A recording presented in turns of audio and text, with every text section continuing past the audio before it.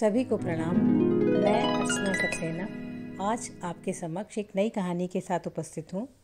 कहानी का शीर्षक है मोहपाश। शोभा की आंखों के आंसू रुकने का नाम ही नहीं ले रहे थे। कब से उस घड़ी की प्रतीक्षा कर रही थी वो, जब उनके बच्चे विदेश से महीने भर के लिए आएंगे और पौत्र पौत्री के साथ जी भरकर खेलेंगी वो।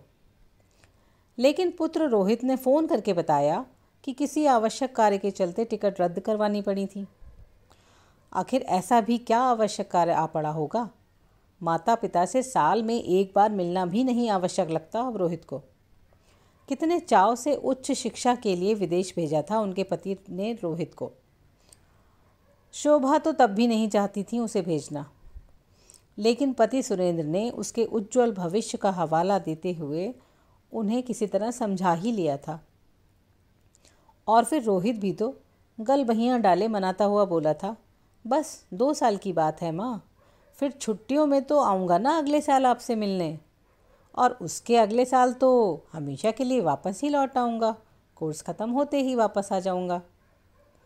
हाँ, साल भर बाद वाकई आया था वो, पर हमेशा के लिए वापस लौटना कहाँ हुआ ऐसा। वहीं अच्छी नौकरी मिल गई थी रोहित को। सहपाठी चांदनी से प्रेम भी कर बैठा और विवाह का फैसला भी स्वयं ही कर लिया।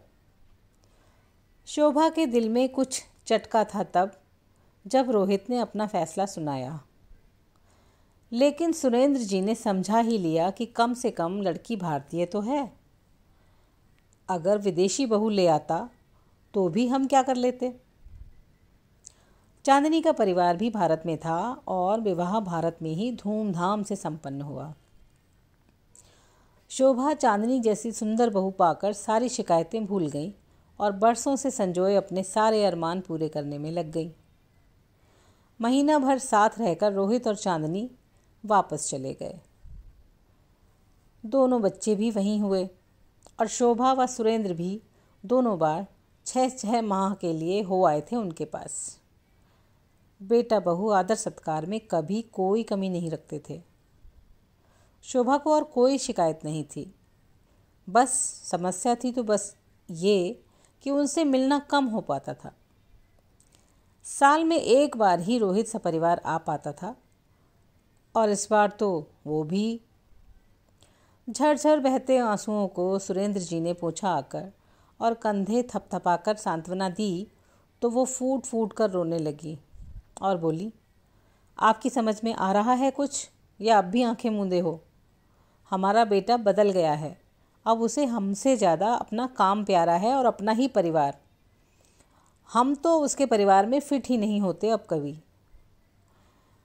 आज इस वर्ष की टिकट कैंसिल कराई है, धीरे धीरे आना कम करेगा और फिर एक दिन छोड़ ही देगा हमें हमारे हाल पर। हमारे लिए समय ही नहीं रहा अब उसके पास।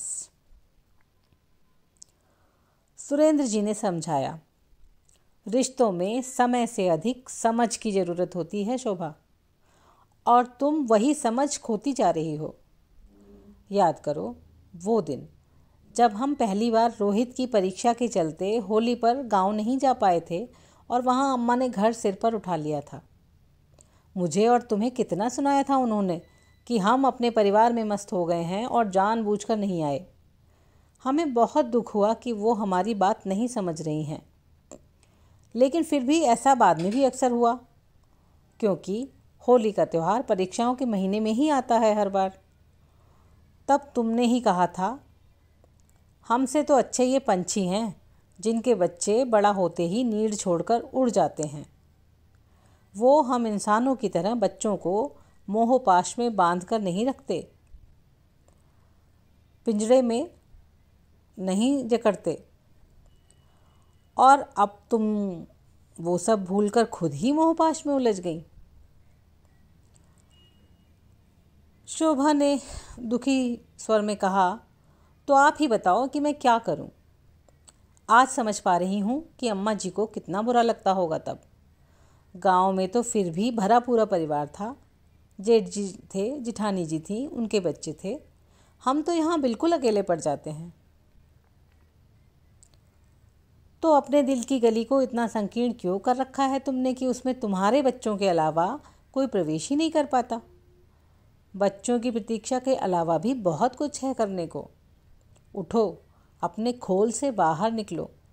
मानो तो सारी दुनिया तुम्हारी है, ना मानो तो अपने परिवार में भी तुम पराई हो। सुरेंद्र जी ने बड़े प्यार से समझाया। आंसू पोंछ लिए शोभा ने। कितने समझदार हैं उनके पति। और दूसरी ओर मोहपाश में जकड़ी हुई वो खुद हैं, जिन्हें रोहित का आकाश की ऊंचाई छूना तक नहीं भा रहा है। आखिर ये कैसा प्यार है जो अपनों के पाँव में बेड़ियां डालकर खुश होता है? सोच ही रही थी कि तभी रोहित का फ़ोन आ गया। वो पिता से कह रहा था, माँ का मूड ठीक हुआ या नहीं? चांदनी कह रही है माँ परेशान है तो वो बच्चों को लेकर आ जाती है, मैं बाद में आ जाऊँगा। अचानक शोभा ने मोबाइल सुरेंद्र जी के हाथ से लेकर कहा, नहीं बेटा, परेशान मत हो, जब फुर्सत मिले तब सब साथ में ही आ जाना। वैसे भी हम गांव नहीं गए बहुत समय से, तेरी ताई जी ताऊ जी याद कर रहे थे, सोच रहे हैं वहाँ हो आते हैं अभी। सुरेंद्र जी के साथ ही रोहित ने भी चैन की सांस भरी। शोभा ने आखिर मोहपाश से मुक्त करके रोहित को खुले आसमान में उड़ने की आज़ादी दे दी थी। तो कैसी लगी मेरी ये कहानी, मुझे अवश्य बताइए।